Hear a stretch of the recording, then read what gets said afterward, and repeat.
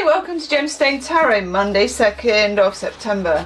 And I know you feel that it would be impossible to top Megalith of the Month, the London Stone. But we've got Star Story of the Month. Star Story of the Month. And I guess it's about Bran's, is it Bran? Bran with like a wiggly thing on top. Bran or Brian. Brian's Raven. Let's call it Brian's Raven. There's Brian's Raven. The classical tales of the Greeks have superseded many Celtic traditions. And the Greek story about the constellation Corvus, or Brian's Raven, is that the crow was a death symbol guarding the entrance to the underworld. However, the ancient Britons knew the constellation as Bran's Raven, or rather Brian's Raven. And Bran, or Brian, means raven in both Cornish and Irish. So it is, strictly speaking, a Southern Hemisphere constellation. I was just thinking that. But can be seen in Northern Hemisphere skies for all you Aussies out there. February to July, low in the southern sky. Look for it now before it vanishes for autumn and winter. Brian the Blessed, that's funny because there is someone called Brian Blessed. Bran the Blessed was a legendary giant and king of Britain in Welsh mythology, the brother of Branwen, who he married off to Madolig, the king of Ireland, in a great union of the two peoples. However, Madolig treated Branwen terribly, banishing her to the kitchen and being horrible to her. So she became so despairing of her situation, she tamed a starling and sent it across the sea to Bran, or Brian, begging him to come and save her. Soon the Britons set sail across the sea, while Bran himself was so large, he simply waded across ahead of the fleet. The awesome sight terrified the Irish, and soon Madolig was defeated. However, Bran was mortally wounded by a poison arrow in his foot. He begged his followers to cut off his head and bury it at the White Hill, now the site of the Tower of London Town. That's good. Facing south to stop an invasion from France. Oh, this is the one we talked about in the London Stone. OMG. Okay. It's all coming together, people. In Celtic belief, the souls of the dead became birds, and Bran or Brian's soul became a raven. The tradition still stands that if the ravens in the Tower of London ever leave, the country will fall to invaders. I don't know about you, but I'm wondering about London now, because we've been getting... Oh, we've got Cake of the Month. We'll have to do that tomorrow. We've been getting like lots of things about London, haven't we? And how things could happen to London. And I'm like, I'm feeling a bit superstitious about London. Okay. 2nd of September, not doing so well on the dates because the Moon Diary is still downstairs. I know. I'll get to the point where I can't even find it. What do we need to know? No, this is for Tuesday. I've got that bit right now, for Tuesday. No, I am taking the reversal. I'm getting bossy. That's not even part of this pack. Usually I think of that as like happenstance. Alright, I'm going to show you something. Oh, that's so weird. Because right, here's the cards, yeah? This is the card that was from, it's from the, what's it from?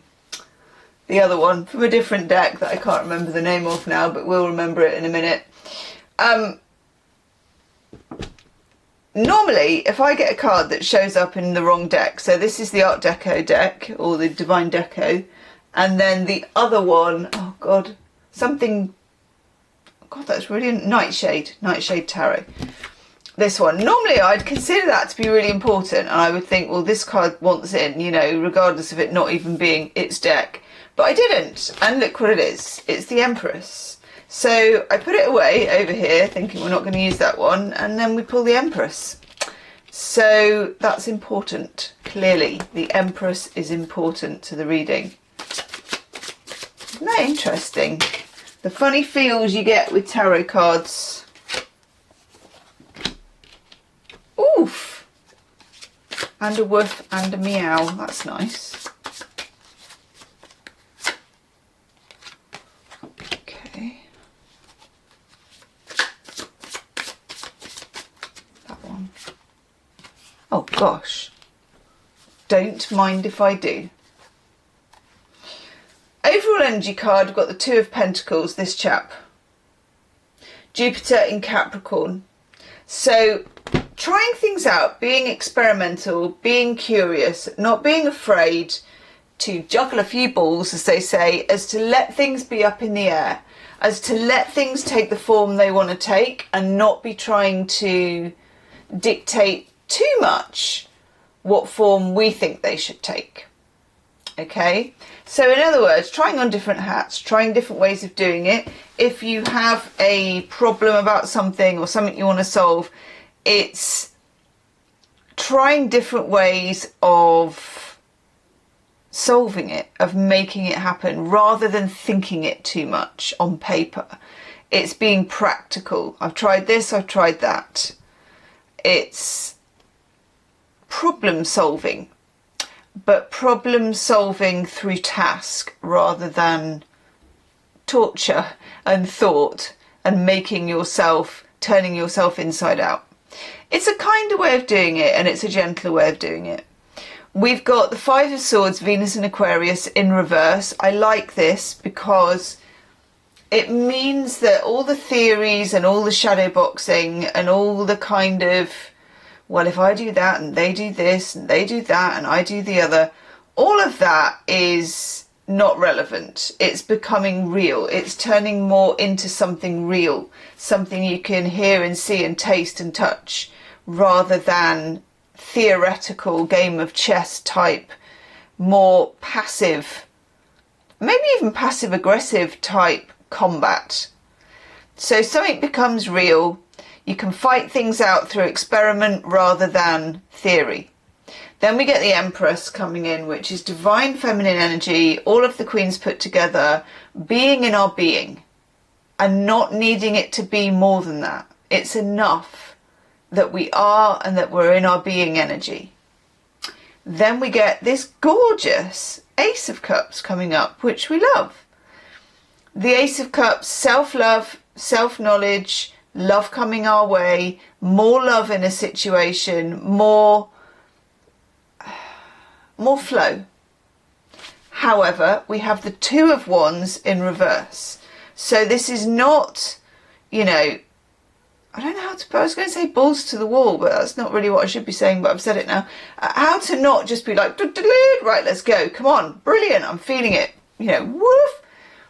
No, bit of restraint here actually. Remember, it's slow and experimental and practical, and you're building on this and you're building on that and you're adjusting it a little and then you're doing it again, then you adjust it again. You know, it's not all speed ahead straight away, and that could be a little bit rash. Then we get the Six of Wands. Winner winner, chicken dinner, or a vegan alternative. I'm loving this. So keeping it real, doing it step by step, and feeling the love, receiving the love, but not being toppled off your perch by anything. Slow and steady wins the race. Let's have an oracle card. Yes, please. Treasure Island. Who doesn't like a hamper full of treasure, or a chest even, full of treasure on top of a sea turtle? I love a sea turtle. Gorgeous. Gorgeous, gorgeous, gorgeous. And of course it implies there's a map to get you there, but there isn't. This is not about maps. This is about finding the island without a map. Trial and error, block by block. Okay? Some people shouting in the street. Always happens at the end of the video, doesn't it? Oh, they're just on their phone. Isn't that weird when people are on their phone and then you can't see that they're on their phone and they look like they're shouting at themselves in the street? Plus, I live near a street where everyone does shout at themselves in the street. and shouts at other people in the street? How can you tell? See you next time. I was going to say namaste. Namaste. Oh.